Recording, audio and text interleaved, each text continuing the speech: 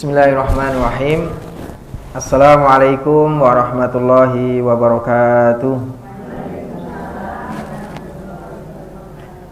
Alhamdulillah, wassalatu wassalamu ala rasulillah wa ala alihi wa sahbihi wa mawalah. Asyhadu an la ilaha illallah wahdahu la syarikalah wa asyhadu anna muhammadan abduhu wa rasuluhu la nabiyya ba'dah. Allahumma sholli ala Muhammad wa ala ali Muhammad, amma ba'd. Ayyuhal hadirun rahimakumullah, bapak-bapak, ibu-ibu yang dirahmati Allah Subhanahu wa taala. Pripun kabare, sehat semuanya? Alhamdulillah. Sehat ya, alhamdulillah. Sehat jasmani, sehat rohani nggih. Bersyukur pada Allah Subhanahu wa taala yang telah memberikan kesehatan jasmaninya dan rohaninya dengan senantiasa banyak mengucapkan alhamdulillah. Salam dan salawat sudah limpahkan pada uswah hasanah kita Nabi besar Nabi Muhammad sallallahu alaihi wasallam. Mudah-mudahan terlimpah kepada keluarganya, para sahabat dan para pengikutnya yang senantiasa istiqomah mengikuti sunnah-sunnahnya. Nggih wabi yang kami hormati, di pekan ini kita akan melanjutkan berkenaan dengan adab-adab seorang muslim, ya. Dulu sudah sampai mana ibu-ibu? Jangan lupa ya. Jadi adab seorang muslim itu, kalau berbicara tentang adab berarti mengacu kepada Al-Quran sama As-Sunnah. Kalau orang menjalankan Al-Quran dan As-Sunnah berarti endingnya mendapatkan kebaikan atau mendapatkan pahala. Ketika di situ ada perintah dikerjakan maka ada pahala. Ketika itu ada larangan ditinggalkan juga dapat pahala. Sebaliknya ketika ada perintah kok ditinggalkan, bukan mendapatkan pahala tapi mendapatkan dosa. Sebaliknya pula ketika itu ada larangan, harusnya ditinggalkan kok dikerjakan maka mendapatkan dosa. Gitu. Maka Bapak Ibu yang kami hormati, kemarin sudah kita sampaikan berbicara tentang mata atau pandangan, ya, mata. Di dalam Al-Qur'an, innas sam'a wal basara wal fu'ada kullu ulaika anhu mas'ula. Setiap penglihatan kita, pendengaran kita dan hati kita nanti di akhirat akan dimintai pertanggungjawaban oleh Allah, ditanya. Matamu. Matamu bahasa Indonesia nggih. Matamu digunakan untuk apa saja? Telinga, as-sam'a itu pendengaran, bukan telinga Bu, tapi pendengaran. Kenapa di dalam Al-Qur'an as-sam'a kok enggak telinga, enggak kuping, tapi pendengaran? Karena pendengaran ini bisa jadi orang yang buta, enggak bisa melihat, tapi punya pendengaran yang tajam. Ya, kayak melebihi penglihatan. Orang buta itu jalan di tepi jalan, bisa nyebrang jalan, juga bisa itu. Itu kan pendengarannya tajam. Nah, bukan matanya yang tajam, nggak bisa melihat, tapi pendengarannya tajam. Maka innas sam'a, pendengaran itu semuanya nanti akan dimintai pertanggungjawaban. Kemudian hati kita semuanya ini nggak kelihatan, hati ini juga dimintai pertanggungjawaban, ditanya. Nah, maka masing-masing itu kalau nanti dimintai pertanggungjawaban oleh Allah, bagaimana kita ini bisa menjawab, dipakai untuk apa? Ya, dipakai untuk apa? Karena semuanya akan ditanya, Pak. Sampai kemudian usiamu ditanya. Kamu dikasih usia umur. Dulu umurmu dipakai untuk apa saja? Dipakai untuk apa saja? Kemudian ilmumu dipakai untuk apa saja ilmumu? Kemudian kalau harta ini pertanyaannya ada dua. Kamu dapatkan dari mana dan diperuntukkan untuk apa kalau harta? Diminta pertanggungjawaban, dapatnya dari mana? Dari hasil kerja yang halal atau yang haram? Dari mencuri korupsi? Nah, itu nanti akan ditanya. Nah, kemudian dibelanjakan. Karena ketika orang punya uang banyak atau harta yang banyak, terkadang pikirannya macam-macam, pengen ini. Wis beli rumah masih kurang, tambah rumah lagi, kurang lagi, rumah lagi, dipakai apa? rumah masa depan. Sudah punya mobil satu, tambah mobil lagi, wah ya Allah. Sudah punya gelang emas kamu ini nih, kalian ini kanan kiri, kalung, anting-anting, masih kurang. Kaki kasih gelang emas sisan, kaki dikasih emas, kurang lagi tindian sini emas, ya Allah, tambah lagi, kurang terus. Nah itu nanti uang itu, harta itu dari mana dan diperuntukkan untuk apa? Nah sekarang kita berbicara tentang penglihatan Bapak Ibu, mata. Mata itu nek basa Jawa ya paningal. Paningal nggih. Basa Jawa haluse malen apa? No. Suco. Suco. Mata itu suco. Aku lagi ngerti.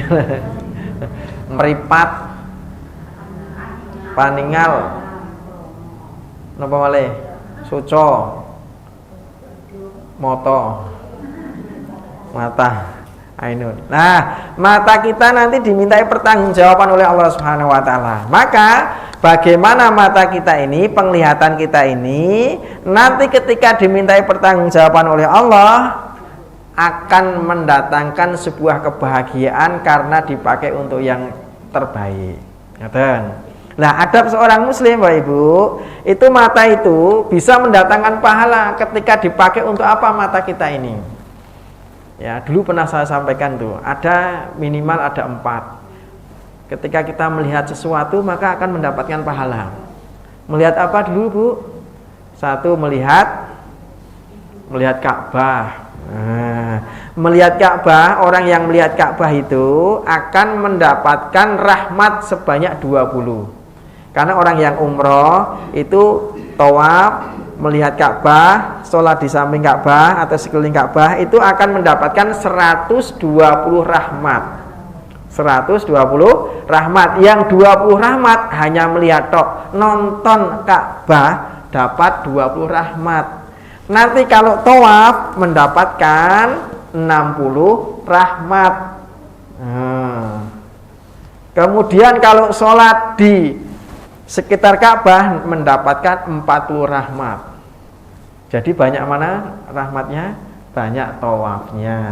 Maka sunahnya ketika kita umroh maupun haji, ketika sholat di Masjidil Haram itu disunahkan untuk tawaf. Cukup tawaf aja. Tawaf aja diem dapat pahala, apalagi banyak doa. Doa zikir dapat pahala banyak. Nah, 7 kali putaran. Mau sholat ke situ tawaf dulu atau setelah sholat tawaf dulu. Nah, ketika tawaf dapat 60 rahmat. Kemudian ketika sholat di situ mendapatkan 40 rahmat. Nah, kalau di situ sudah sholat, sudah tawaf, cuma memandang tok, nonton, menang ya. Menang itu pahala apa meneh doa. Karena memandang Ka'bah itu kalau ada doanya apa, Bu? Doanya apa? Allahumma zid hadzal bait tashrifan wa ta'dziman wa takriman wa mahabbatan wa zid man syarrafahu wa karramahu wa 'azzamahu. Albiron di situ. Jadi ya Allah, tambahkanlah keagungan, kemuliaan orang-orang yang memandang Ka'bah, orang-orang yang ziarah haji maupun umroh. Ya, jadi tambah kemuliaan. Maka orang yang pergi haji maupun umroh itu Allah muliakan di situ. Baik, yang pertama tadi memandang sesuatu yang mendatangkan pahala itu. 1, memandang apa? Ka'bah. Mata memandang Ka'bah dapat 20 rahmat. Nah, nonton tok, Pak. Yang nomor 2, memandang orang tua. Nah, kalau memandang Ka'bah ini wujud cintanya kepada Allah, tapi ketika memandang orang tua berarti wujud birrul walidain, cintanya kepada kedua orang tua. Mung nonton tok, bapak ibu. Berarti kalau nonton bapak ibu itu punya rasa kasih sayang, memiliki rasa cinta kepada orang tua. Lah orang tua itu tidak mengharapkan kadang-kadang balasan makanan, minuman atau uang. cukup datang ke orang tua, jabat tangan, ngobrol atau memandang orang tua, itu orang tua sudah suka, seneng. Sampai nek bakdo itu wis rasa nggawa apa sing penting kowe mulih ngumpul. Itu mendapatkan rahmatnya atau sayangnya orang tua. Nah, karena orang tua itu baik yang anaknya sudah menikah maupun belum menikah, bahkan yang sudah punya cucu, orang tua senantiasa mendoakan anak-anaknya. Nggak ada orang tua kok kemudian acuh tak acuh, kecuali orang tua yang mungkin tersakiti dan sakit hati tenang, setelah mendoakan. Tapi mayoritas orang tua mesti mendoakan orang tuanya. Mesti. Tadi si Mbah jenengan mau gadah putu pinten, Mbah? Ngobrol Mbah ya. Mbah, jenengan mau gadah putu pinten mau? Sekawan welas. Gangsal welas, larene sekawan, duwe putu 15. Jenengan nek ditekoni lare-lare seneng napa mboten? Alhamdulillah napa? Oh, remen sangat. Ya, didatangi lare-lare niku remen sangat. Suka. Lah, maka ketika anak itu datang ke orang tua, membuat hati orang tua suka, seneng, itulah yang mendatangkan pahala. Maka datangi orang tua, mung nonton tok wae tok pahala apa meneh birrul waliden, berbuat baik. Yang mungkin kalau punya makanan ya bagi orang tuanya, punya uang mungkin ya dikasihkan, atau punya barang misalkan belikan barang, tuh tambah seneng banget orang tua. Jadi teko nggone wong tua niku yo nggawa apa-apa. Mosok nggo tangan kosong. Nah, itu yang mendatangkan pahala itu. Anak datang ke orang tua, kemudian memandang orang tua, apalagi birrul walidain, berbuat baik, maka bukan hanya mendapatkan pahala, bahkan itu kalau anak yang birrul walidain itu dalam hadis Nabi akan mendapatkan pahala sebagaimana pahalanya orang yang berangkat umroh. Umroh itu pahala umroh. Lah iki itu pahala umroh mung birrul walidain. Kan penak birrul walidain. Tapi tidak semua orang ya mampu birrul walidain untuk berbuat baik sama orang tuanya. Kadang nak ngomong karo wong tuane ya nyengol-nyengol. Kenceng. Lebih keras kandani malah bantah, ya Allah. Nah ini tadi ya. Jadi memandang orang tua dapat pahala. Ustadz, kalau orang tuanya sudah meninggal, dapat pahalanya dari mana? Mendoakan orang tua, ziarah ke kuburnya, mendoakan orang tua, itu pun juga dapat pahala. Kalih mangke, kalau nggak memandang orang tua sudah meninggal, memandang kerabatnya orang tua, Pak D, Pak Le, menyambung silaturahminya juga masih dapat pahala. Memandang orang tua. Kemudian yang ketiga, memandang apa, Bu?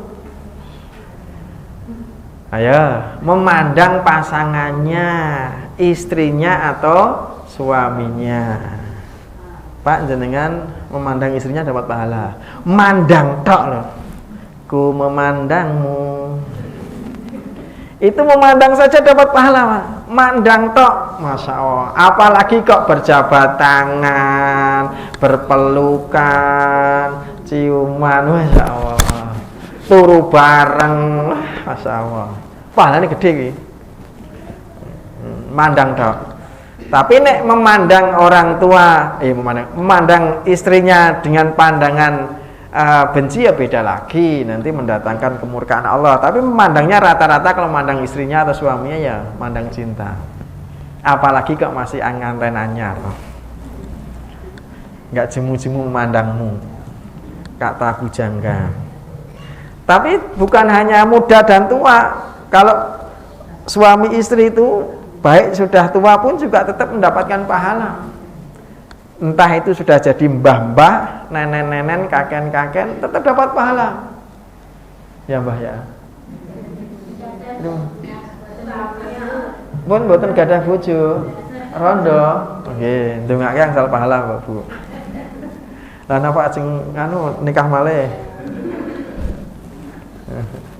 Insyaallah. Jadi memandang istri, memandang suami. Kemudian memandang Al-Qur'an, ibu-ibu nggih, Bapak, memandang Al-Qur'an, mandang tok entuk pahala, apalagi membaca. Wong mendengarkan saja dapat pahala, mendengarkan ora usah mandang, rungokke tok. Enek wong ngaji didengarkan dapat pahala ini, dengarkan ngaji. Lah, mandang tok itu pahala, memandang itu pahala. Sana belum bisa baca tapi mandang tok untuk pahala apa enggak? Ya itu mandangnya dengan cinta. Kapan aku sama maca Quran itu tulisannya opo tapi tetap dapat pahala.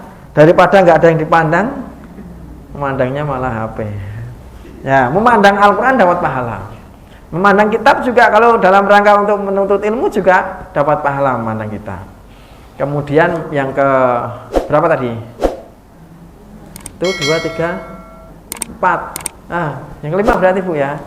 Sekarang memandang ulama, ustadz, kiai, atau mungkin ustazah, atau mungkin nabi. Kalau zaman dulu memandang nabi seperti purnama. Banyak sahabat ketika datang nabi itu, masya Allah, senang banget memandang. Nah, karena apa? Mencari berkahnya ulama, nabi. Lah ulama itu ngendikanipun nabi, al ulama'u warasatul anbiya. Para ulama, kiai itu pewaris ilmunya Nabi. Kalau zaman dulu sahabat namanya ketika masih ada Nabi itu yang dipandang Nabi, dapat pahala memandang Nabi. Ketika nggak ada Nabi, maka ketika itu dilanjutkan oleh ulama, para sahabat. Memandang sahabat itu juga mendatangkan kebaikan. Karena apa? Menuntut ilmu. Nah, maka ini istilahnya tradisi lah, tradisinya orang NU, nyuwun pangapunten nih, yo tradisinya orang dulu lah, bukan orang NU. Itu ketika sama ulamanya, sama kiainya itu takzim. Takzim itu memuliakan. Ketemu jabat tangan, cium tangan. Beliau nih berceramah atau berikan nasihat yo ditamatke tenan. Orang ngantuk. Oh kiai ngomong malah ngantuk. Ndak. Mandang kiainya, ustaznya, masya Allah. Karena kata-katanya ini mengandung hikmah, apa yang diucapkan itu tidak lebih dan tidak kurang mengambil dari Al-Quran maupun hadis. Maka ketika yang disampaikan ayat Al-Quran sama hadis didengarkan, itu ucapan perkataan yang keluar, insya Allah mengandung hikmah. Maka ketika itu ya ditatap ustadz kiainya, mendatangkan pahala. Nah itu pandangan yang baik. Maka ibu-ibu semuanya, ini adabnya seorang muslim ketika memandang ada tuntunan, ada sunahnya, mau memandang tok itu pahala. Ngerti? Lah sekarang sebaliknya, ketika memandang yang tidak ada tuntunannya, adab seorang muslim gimana caranya? Yaitu ketika itu ada larangan yang tidak diperbolehkan dipandang, jangan dipandang. Nek ilmune Nabi niku Bu, ada seorang wanita sama laki-laki. Ini laki-laki melihat seorang wanita. Pandangan pertama itu apa Mas? Pandangan pertama itu ya barokah, nggak apa-apa. Pandangan kedua sudah maksiat. Tambah ketiga, tambah dosa. Itu hanya mandang sekilas loh, apalagi pandang-pandangan laki sama perempuan yang bukan muhrimnya. Nek suami istri, bapak ke anak, anak ke bapak memandang dapat pahala. Nek memandang istri nih tonggone, suami nih tonggone, orang dapat pahala, neng dapat dosa. Masya Allah, suami nih ganteng banget, masya Allah putih. Resik kayak bayangke kan dindi. Nah itu dapat dosa ya. Gagah gede dhuwur gajah piye. Nah ya laki-laki ya gitu memandang wanita, masya Allah sampai ngene. Iya Pak ya. Wah itu memandang itu dosa. Nah gitu. Maka harus ditahan. Sampai kemudian ya, ketika ada seorang sahabat Umar itu ketika berjalan kok di depannya ada cewek non istilah non muhrim itu berjalan saja, itu sahabat Umar tidak mau, Bu. Kenapa? Karena melihat bokongnya. Bokong bahasa Indonesianya apa? Ya, pantat ya podo. Ini sopan apa enggak ya pantat itu? Pantat ini sopan apa enggak, Bu? Pantatmu. Pantat. Ya memandang pantatnya kan perempuan kalau jalan kan kata mereka itu ya lenggak-lenggok, apalagi masih gaya ya. Lah itu sahabat Umar lebih baik berjalan di belakang singa daripada berjalan di belakang wanita. Akhirnya sahabat Umar tidak pengen berjalan di belakang wanita, mendahului atau engkau adu-aduan. Lah saiki kadang-kadang ya perempuan malah pakai rok sing mini apa celana sing mini, kaosnya yang mini melevet kayak. Masya Allah, naik motornya NMAX apa kayak buah anak-anak. Lah ya ini gimana Pak ya? Di lampu merah sisa mendahului kan tidak bisa ya. Nengarpe bisa ya. Nah itu pandangan pertama tidak ada masalah, tapi kalau ditamat ke jadi dosa. Kalau zaman dulu Bu, saya itu waktu di pondok pesantren dulu itu nggak boleh dolan ning dijenengi Gunung Kemungkus. Alasannya apa? Sana dapat banyak orang berpacaran zaman segitu. Kemudian nggak boleh ke kafe-kafe, ke mall, ke kafe-kafe, ke dunia malam. Nah, karena nanti pandangan ini melihat yang itu. Nah, gitu. Atau bahkan sempat menyampaikan juga tidak boleh melihat aurat perempuan. Nah, nggak boleh ke pantai Bali. Jadi ini Bali itu ya pakainya cuma celana dalam sama ini dong. Masya Allah ya. Nah itu memandang. Nah kalau orang yang mana ya menikmati, tapi orang beriman nggak boleh, masa jangan ke sana gitu. Itu sampai begitu. Kalau zaman dulu juga sama. Orang nginjeng bahasa Indonesianya apa ya? Ngintip orang mandi, orang ke jeding. Nah, kalau zaman dulu itu orang mandi di kali itu bareng-bareng udah biasa. Cilianku dek ben mandi di kali bareng Pak. Mbak-mbak itu Masya Allah tuh mandi. Lah nginjeng itu atau ngintip nggak boleh, dosa loh. Ayo matanya jangan buat ngintip dosa. Nah, sampai kemudian Masya Allah ya, ini untuk kehati-hatiannya itu sampai bahasanya nyuci mata. Jangan ke sana, itu sama dengan nyuci mata. Nanti tidak kena dosanya. Mending di rumah saja. Nah, maka mata ini dijaga untuk melihat begituan. Selain itu melihat aurat rumahnya orang. Begitu masuk ke rumahnya orang, jangan nonton macam-macam Pak Bu. Mau nonton kamare berantakan ya, kecuali dapat izinnya. Nah itu, maka mata ini harus dijaga. Atau melihat sesuatu yang diharamkan oleh Allah, jangan dilihat. Nah, itu bukan mendapatkan pahala tapi mendatangkan dosa. Maka jaga mata. Nah, jaga mata. Kalau ada seorang yang hafid Quran itu dan dia itu posisinya buta. Ketika ditanya apakah kamu pengen bisa melihat, jawabnya apa Bu?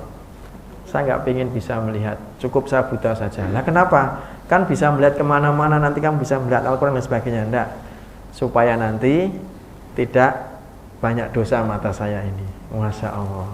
Dan nggak bisa melihat itu ya ada hikmahnya. Dia anaknya tidak memiliki dosa mata. Gitu Bu ya. Mas Adit ya. Mas Adit itu putranya Bu Wiwi. Mas Adit putranya Bu Wiwi niku nggih buta. Ya bisa hafal juz amma, juz 30, juz 29 ya. Bisa hafal juz 39 hafal Al-Qur'an. Nah, awake dhewe sama nonton Burung Kauran juz 29 hafal. Nah, buta bisa menghafalkan juz 30, juz 29. Nah, ketika ada orang yang ditanya, apakah kamu pengen bisa melihat? Saya nggak pengen bisa melihat, tidak apa-apa. Kenapa? Karena nanti tidak punya dosa oleh mata yang dipakai untuk melihat sesuatu yang diharamkan. Gitu. Jadi harus bisa memposisikanlah adab seorang muslim. Ini dari mata. Kemudian adab lesan, Bu, adab lesan. Lesan itu mudah mendapatkan pahala, juga mudah mendapatkan dosa. Ya. Bahkan lesan ini nggak usah ngomong menunggu untuk pahala. Mangkana yu'minu billahi wal yaumil akhir falyakul khairan aw liyasmut. Barang siapa yang beriman kepada Allah dan hari akhir, hari kiamat, hari pembalasan, maka hendaklah ngomong yang baik-baik. Kalau nggak bisa ngomong yang baik, mending diem. Diemnya itu dapat pahala, meneng wae. Ngajak ngomong kok meneng, ngajak ngomong ya ngomong. Nek jak ngomong yang jelek-jelek, misalkan jak ngerasani, jak menfitnah, atau jak diajak menjelek-jelekkan orang lain. Nah ini mending diem. Nah, kalau nggak bisa diem, ya disulasi ngono wae. Nah, maka Allah itu memberikan hikmah, Pak. Ada orang yang tidak bisa melihat, ada orang yang bisu. Nah, bisu ini juga ada hikmahnya. Kenapa? Ya meneng, biar nggak bisa ngomong yang jelek. Masya Allah. Orang bisu itu akibat tuli apa bisu karena tidak tuli?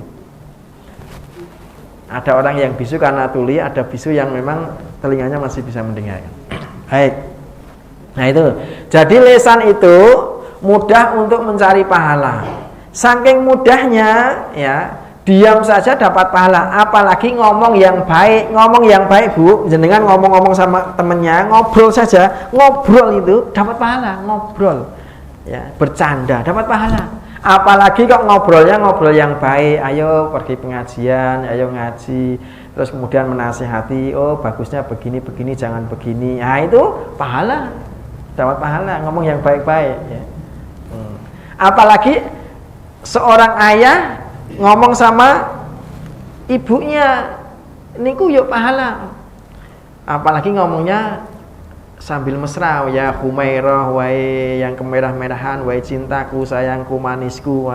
Jenengan ngomong sama garwane kok memuji, menyanjung, hatinya istri langsung wah ini, kepalanya gede.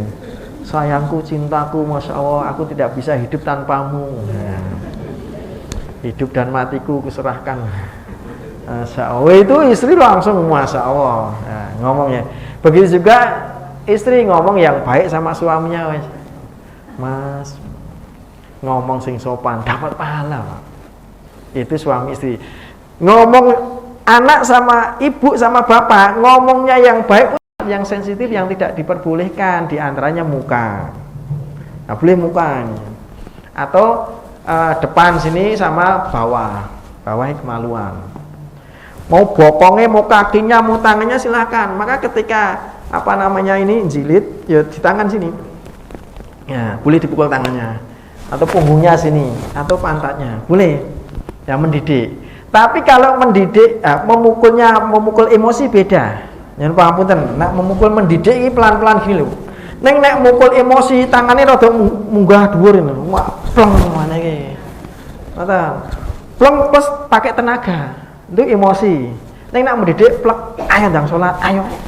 Mana? Ojo maling, ojo ngerokok sembarangan. Loh, gitu. Jadi guru itu rata-rata saya juga guru. Saya kadang-kadang yang mukul murid saya, Pak, tak pukul tenan. Gue pukul tak pukul tenanan. Bocah kandhane nangel, oh naik sembarangan. Oh, lah ra sopan. Sih. Saya ulangin aja le. Nanti anak ya paham, karena memang larangan, nggak boleh naik-naik meja gitu, atau mungkin mainan sampah sembarangan. Lah di situ ada larangan, tidak boleh pacaran, tidak boleh ngerokok. Lah kok melakukan, kira-kira ini larangan perlu diingatkan apa ditokne? Nah, nak ditokne berkelahi silahkan, berpacaran silahkan, ngerokok silahkan yang jero kelas. Wah, pas-pus sak kelas ngerokok kabeh so. Munek nang jero kelas. Maka diingatkan. Lah mungkin nyun pangapunten. Oh, ini namanya insiden itu kadang-kadang ya pas kejadian mukul itu delalai banyak yang melihat. Orang yang melihat akan asumsinya beda-beda. Oh, ibu guru ini emosi. Oh, ibu guru ini Sebenarnya didik, ada yang mengatakan didik, ada yang emosi. Tapi kalau berbicara tentang seorang guru pendidikan baik di pondok pesantren maupun di pendidikan-pendidikan yang notabene ini mendidik akhlak adab, perilaku, sopan santun dan lain sebagainya, itu yang namanya memukul itu diperbolehkan. Namun tadi tidak diperbolehkan mukulnya dengan emosi, sama memukul di tempat-tempat yang sensitif. Nah, gini, mukul tangan semuanya nih, tangan semuanya akan dimintai pertanggungjawaban semua, Pak Bu. Tangan ini dipakai untuk apa? Ya, ketika tangan ini bisa mendatangkan pahala, mudah membantu orang lain, kerja bakti, meringankan kesusahan orang lain, dapat pahala. Mengangkat sesuatu yang berat atau istilahnya tangan ini dipakai untuk dipakai untuk membantu apalah ya gitu, dapat pahala. Ya, karena sedekah itu tidak hanya sekedar uang, bisa jadi tenaga. Ya, bahkan kalau dulu pernah saya sampaikan, seorang istri itu membawakan air minum kepada suaminya, ini pahalanya seperti dia itu berpuasa sebanyak setahun suntuk. Bawakan minum dari dapur, monggo mas ngunjukane. Loh, itu kan pakai tangan ini dibawakan ngunjukane. Apa meneh kok wedang sing disenengi. Wah, suami seneng teh manis apa kopi. Wah, suami seneng diminum, itu seperti pahalanya kayak puasa setahun. Apalagi membawa makanan, dibawa cepake makanannya disuguhke sama suami, monggo mas Pak, ngundangnya nak nyeluk suami ini pripun to Bu jenengan? AA apa? Beb, Mbak Diana ngundangnya piye Mbak Diana? I love you. Monggo nyepakne makanan, itu pahalanya seperti dia berjihad di jalan Allah. Fisabilillah. Lho, makan minum apa meneh tadi tidur bareng, gede meneh pahalane. Nah, ini tangan, Pak. Jabat tangan suami istri tek gini itu mendatangkan pahala besar, bahkan menggugurkan dosa satu dengan yang lain tanpa harus meminta maaf. Suami sama istri, istrinya mau kerja, jabat tangan dulu, assalamualaikum, waalaikumsalam, cium tangan. Wah, niku kayak dene jarene Ustadz Anwar Zaid seperti mencium Hajar Aswad jare. Istrinya mencium tangannya suami seperti mencium Hajar Aswad. Padahal mencium Hajar Aswad niku angel. Umpel-umpelan tur nggonane ning kono ora ning embarkasi haji kene. Ning Mekah larang regane. Lah itu apalagi suami juga meridhoi, wah istri diridhoi suami sudah menggugurkan dosanya, Allah angkat derajatnya, pahalanya Allah limpahkan. Ngoten. Ten Pak, jenengan sering dijabat tangan sama garwane mboten? Cium tangan apa mboten? Mboten. Bariki mending cium tangan. Insyaallah. Mas Bilal pripun Mas Bilal? Kita ya, jabat tangan, cium tangannya. Jabat tangan tok wis menggugurkan dosa. Begitu juga ketika kita jabat tangan sama teman kita, jenengan Mas Bilal sama Pak sinten namanya? Mung jabat tangan sudah satu dengan yang lain tanpa harus minta maaf, sudah gugur dosanya. Seperti pohon-pohon yang memiliki daun-daun yang kering jatuh berguguran. Ya, cuma tangan mau jabat tangan. Ya, apalagi yang lebih dari itu gitu. Tapi beda ketika seorang laki-laki sama seorang wanita yang lain muhrim, Bu, nyuntang punten. Sing biasa jabat tangan niki hadisnya rada medeni. Barang siapa yang berjabat tangan dengan non ajnabi atau orang lain muhrim, wong asing lah. Ajnabi itu wong asing. Bukan muhrimnya, jabat tangan cedet gini, itu dosanya lebih baik ditusuk besi dari ubun-ubunnya tembus duburnya. Piye kowe? Ini kok sate iki lho, cus. Sing nusuk malaikat dari sini ke sini. Makanya ini medeni. Nah, kan anak Ramadan Idul Fitri itu kadang-kadang ya pas halal bihalal Ya jabat tangannya begini, tarik begini, jangan dibeginikan. Kalau beginikan nanti sana narik begini. Tangannya diginian Pak, sip. Ya. Nah biasanya minal aidin wal faizin yo ngeten mawon yen pangapunten maju dulu tarik. Jangan dari sini maju. Nek maju kok ditarik kono. Nah, apalagi kok ngene, wah sudah tek. Nah itu. Nah itu lebih baik ditusuk ubun-ubunnya dari dengan besi dari ubun-ubun sampai kemaluannya. Masya Allah. Itu nek ngendikane sahabat Umar, niki sahabat Umar ya. Tidur bersama perempuan atau laki-laki ajnabi atau bukan muhrim itu lebih baik tidur dengan babi. Rasanya piye ya tuh kalau babi? Masya Allah ya. Nah, tapi kan banyak orang yang melakukan itu. Maka tadi saya sampaikan banyak orang yang masuk neraka gara-gara gak bisa menjaga kehormatannya tadi.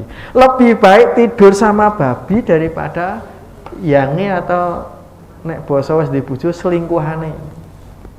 Walalala. Nate tilem kalih kewan apa Bu jenengan? Kucing.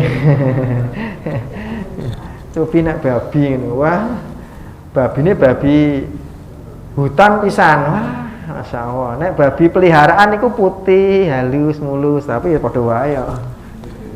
Kencingnya, wah, baunya Masya Allah ya. Itu. Jadi ini akhlak ya. Dari sikap tangan ini luar biasa. Maka Bapak Ibu yang kami hormati, Islam itu mengatur, adab-adabnya itu ada. Ketika adabnya yang telah dicontohkan oleh Nabi Muhammad SAW, apapun meneng wae itu pahala. Meneng tok, ora usah ubah. Ya, contoh begini Bu, jenengan ten masjid, mau meneng tok. Itu pahala kok, seperti jihad fisabilillah namanya iktikaf di masjid. Apalagi jenengan ke masjid, ngrungokke pengajian. Pengajian sama saja jenengan berangkat umroh, pulang mendapatkan pahala umroh. Lho jenengan saking griya mriki, ten mriki nih ngrungokke pengajian, mulih itu pahala umroh. Pripun? Seneng pengajian apa mboten? Oh, ra iso umroh ya pengajian wae lah. Ngono ora apa, Bu. Ra iso umroh, mangkat pengajian, gene itu pahala umroh. Nah, gitu. Tapi kan enggak semua orang iso istiqomah pengajian. Kok saya gawane akeh. Saya ngomong putu. Saya jagong. Sok meneh jagong meneh, sok jagong meneh jagong. Kapan pengajiane? Nek jagong terus nek rampunge Pak Bu. Nek kula biasane kula siasati yo nek pas ngisi pengajian kok pas pengajian sing pengajian itu yang rutin saya lakukan, enek kondangan saya ajukan apa saya undur. Nah, misalkan walimane hari Ahad begini, saya datangnya tadi malam apa nggih sore, ngoten. Atau nanti niki kula nggih pakai baju batik lho, Bu. Niki asline kula kondangan, mangke kula tekone bar niki. Kono rampungan, ketemu ngantene makem sapuase. Nek pas resepsi kan langsung ngobrol. Mangke kula tekone bar niki. Jadi nah alasan jago nggih nanti mboten pengajian. Ngaji pun juga begitu, ngaji Al-Quran kok alasannya sibuk kerja sing garap ini garap sing kuliah kapan ngajine, kapan bukae Al-Quran, kudu nyempatke waktu. Tahajud rasa tahajud tangine angel mergone wong jenengan nak bengi melek wengi napa pengajian apa maca Quran nyekel HP scroll kapan turunnya jam 12 tangine angel. Nah ini salah dhewe. Nggih, mekaten mungkin kang saged kula aturaken nggih. Niki masalah kesopanan, adab kesopanan, mata, mulut, tangan. Nanti penampilan sama yang lainnya. Cukup sekian mungkin Bapak Ibu, kita akhiri dengan doa penutup majelis. Alhamdulillahirabbil alamin. Subhanakallahumma bihamdika asyhadu an la ilaha illa anta astaghfiruka wa atubu ilaik. Wassalamualaikum warahmatullahi wabarakatuh.